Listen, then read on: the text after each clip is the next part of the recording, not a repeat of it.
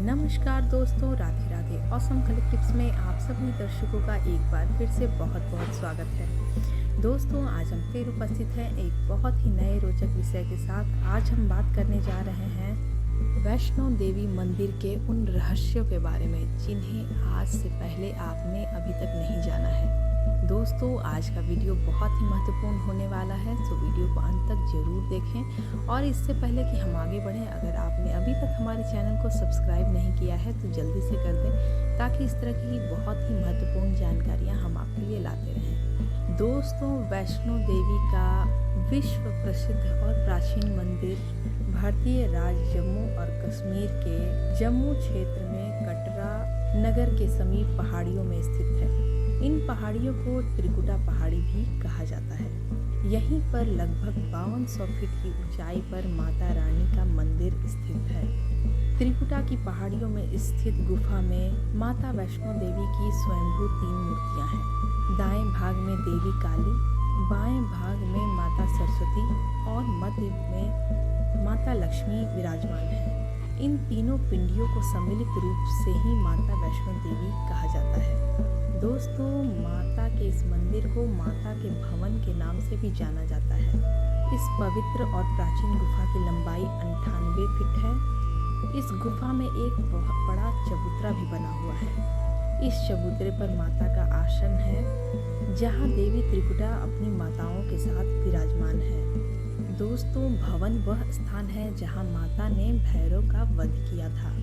दोस्तों, मान्यता ये भी है कि आज भी भैरव का शरीर वहाँ पे मौजूद है और उसका सिर उड़कर 3 किलोमीटर दूर भैरव घाटी में चला गया और उसका शरीर यहीं पर अभी आज भी मौजूद है।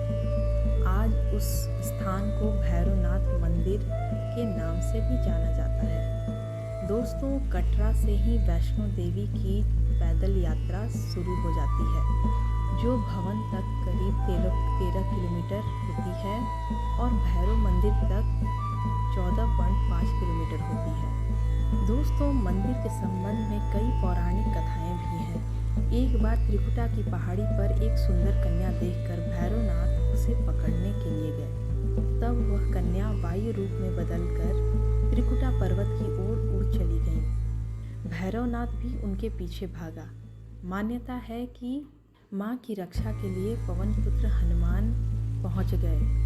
तभी हनुमान जी को प्यास लग जाती है और वे माता से आग्रह करते हैं और माता एक धनुष के बाण से चलाकर पहाड़ में से एक जलधारा निकलती है। फिर वहीं पर एक गुफा में माता ने 9 माह तक तपस्या की और हनुमान जी ने वहाँ पे पहरा भी दिया। उसके बाद भैरवनाथ भी वहाँ आ धमके। उस दौरान एक साधु ने भैरवनाथ को कहा कि तू जिसे कन्या समझ रहा है वह आदि शक्ति माँ जगदम्बा है, इसलिए उस महाशक्ति का पीछा तू छोड़ दे। भैरवनाथ ने उस साधु की बात को नहीं माना। तब माता ने गुफा के दूसरी ओर से मार्ग बनाकर बाहर निकल गई। यह गुफा आज भी अर्धकुमारी या गर्भजून नाम से जाना जाता है। अर्धकुमारी से पहले माता के चरण पादुका भी है। यह वह स्थान है जहां माता ने भागते हुए भैरवनाथ को पीछे मुड़कर देखा था। अंत में देवी ने अपना रूप धारण किया और भैरवनाथ का वध किया। दोस्तों, कहा यह भी जाता है कि अंत में भैरवनाथ को अपनी गलती का एहसास हुआ। इसके लिए उसने माता से क्षमा याचना भी की। माता वैष्णो देवी ये जानती थी कि भैरवनाथ की उन पर हमला करने की कुछ मंशा रही होगी। भैरव की प्रमुख मंशा मोक्ष प्राप्त करने की थी।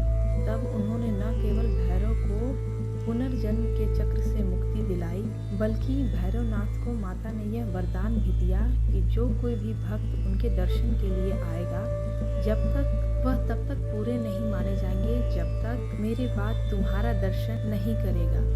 दोस्तों, एक और कथा प्रचलित है माता वैष्णो देवी के मंदिर से, जो कि उनके भक्त श्रीधर के साथ भी देखा जाता है। कटरा से कुछ दूरी पर हंसाली गांव स्थित था। वहां पर माता के अनन्य भक्त श्रीधर रहते थे। वे निसंतान थे और गरीब थे। लेकिन उनके मन में ये बात हमेशा रहती थी कि वे माता का भंडारा एक न एक दिन अवश्य करवाएंगे। एक दिन श्रीधर ने आसपास के सभी गांवों के लोगों को भंडारे का न्योता दिया और भंडारे वाले दिन श्रीधर सभी के घर बारी बारी से गए ताकि उन्हें खाना बनाने की सामग्री मिल सके और वो खाना बनाकर भंडारे वाले दिन मेहमानों को खिला सके। जितने लोगों ने उनकी मदद की वो काफ़ी नहीं था। श्रीधर बहुत ही परेशान थे कि कैसे वे भंडारा करेंगे, क्योंकि खाने का सामान उनके पास पर्याप्त नहीं था। वह सुबह तक समस्याओं से घिरे थे, बस उनके पास एक देवी माँ की ही आस थी। श्रीधर अपनी पूजा में बैठ गए और मेहमानों का आना भी शुरू हो गया। श्रीधर ने अपनी आंखें खोली और सोचने लगे कि इन मेहमानों का भोजन कैसे करवाएंगे। तब उसने एक छोटी सी लड़की को झोंपड़ी के बाहर आते हुए देखा, जिसका नाम वैष्णवी था। वह भगवान की कृपा से ही आई थी और सभी लोगों को भोजन परोस रही थी। भंडारा बहुत ही अच्छी तरह संपन्न हो गया। भंडारे के बाद श्रीधर उस छोटी कन्या के बारे में जानने के लिए बहुत ही उत्सुक थे, परंतु वो गायब थी। बहुत दिनों के बाद श्रीधर को एक स्वप्न आता है जिसमें वह छोटी लड़की और कोई नहीं माता वैष्णो देवी थी। माता रानी के रूप में आई लड़की ने श्रीधर को उस गुफा के बारे में बताया और 4 बेटों के वरदान के साथ उन्हें आशीर्वाद प्राप्त हुआ। श्रीधर एक बार फिर से बहुत खुश हो गए और गुफा की तलाश में निकल पड़े। कुछ दिनों बाद उन्हें वो गुफा भी मिल गई और तभी से वहाँ भक्तों का लगातार तांता लगा हुआ रहता है। शरद नवरात्र हो या चैत्र नवरात्र, भक्त श्रद्धालु माँ का आशीर्वाद लेने पहुँच जाते हैं।